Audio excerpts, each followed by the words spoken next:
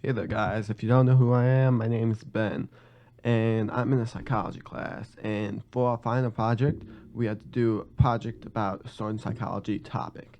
I decided to do mine on mind wandering. That's something that I've always been interested in, and I've always wanted to learn more. So this was going to be a great experience for me. I hope you enjoy the short talk that I'm about to do, and I'll catch you guys later. So when I started researching this project topic, I first want to know what mind wandering was. Mind wandering is a shifting of attention if someone starts from task at hand to an entirely different subject that literally doesn't have to do with anything that they're doing. It's something that you don't even realize you're doing, and it's super hard to stop yourself from doing. It's just a normal thing in life.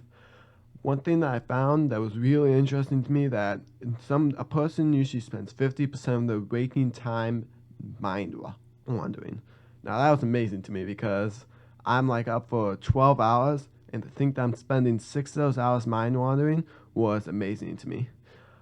Interestingly enough, nobody actually knows the cause of mind wandering. That was something that research had been trying to figure out, but nobody knows actually how to stop it. It can be different. This causes students a lot to have trouble on tests and anything that they're doing that requires sustained attention. Now, there's a lot of different impacts that it has, and so I just want to go through each one of those and the benefits of what mind wandering can do and how a person can stop themselves from mind wandering. I want to go over the negative impacts that mind wandering has on students in school. That's what I want to focus on, students. And I want to go over 4 topics that have to do with that: reading, sustained attention, working memories, and intelligence testing. All of those have the certain things that mind wandering negatively impacts. So now I want to talk about sustained attention. So I want to talk about the SART test. This test has to do with sustained attention a lot. Now, what it is the SART test is where a participant is tasked with responding as quickly as possible to frequent non-target stimuli, and they have to refrain from responding to rare target stimuli. Now, the effects of mind wandering can be observed from any of these 4 performance measures while the SART test is being taken. The first one is SART errors. The next one is the reaction time of their answers. Third one, the SART emissions. And the last one, the SART anticipations. I would love to go more into depth about these, but we just don't have the time to do that. So I'm going to keep moving on, and feel free to go look those up and learn about this test for yourself because it's actually really interesting. With this test, that you can see that mind wandering results in errors of sustained attention. This is one of the worst things for students when they go take a test. They're in class, sitting in class while the teacher is teaching. Sustained attention, mind wandering affects it very negatively. Working memory. Working memory is a part of short-term memory that can hold information temporarily. This is really important to us because this is how we hold information that we learn spontaneously. Now, mind wandering can really negatively impact this because let's go with, say, kids taking an SAT test. From the research that people have done, it shows that there's so many performance issues during it. So this clearly shows that it caused damage to the context of working memory. Because schools rely on SAT and ACT tests so heavily for kids to get into colleges, this dramatically affects kids who mind water more than others.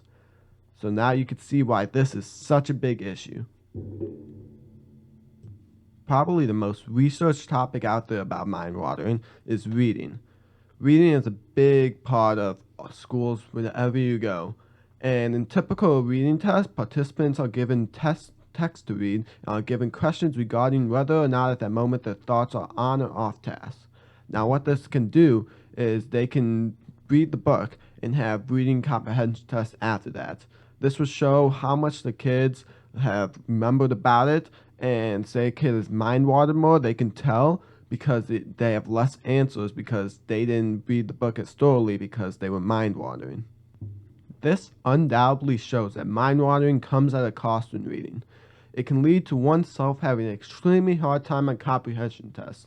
And as you know, that's one of the topics of the ACT test.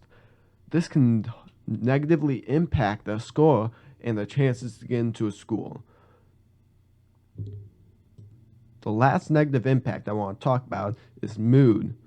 Mood can really alter the results of mind watering greatly.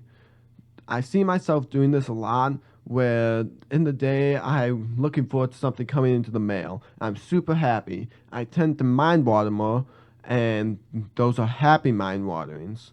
But when you're sad, you tend to have mind waterings much more, and they're bad mind waterings because you're already sad. It's interesting because evidence actually shows that individuals who are less happy, they mind water more than others. But when you're in a good mood and you mind water, it can lead to some very creative stuff. This leads me into my next topic, benefits. It's hard to even wrap around my brain that there could be benefits to mind watering.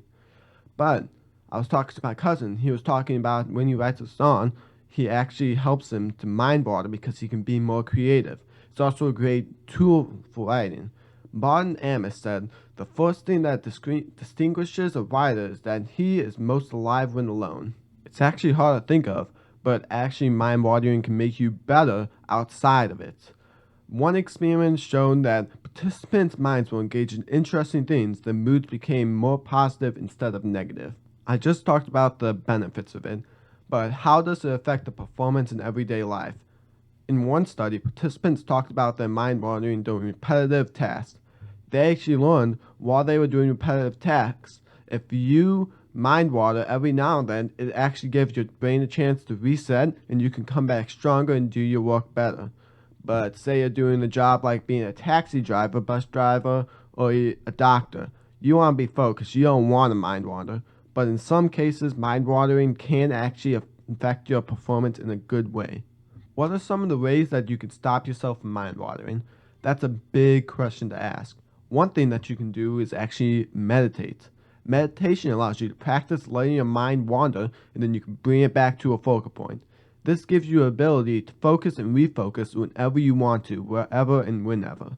One of the negative impacts was working memory, but this is also a good way to stop yourself from mind wandering.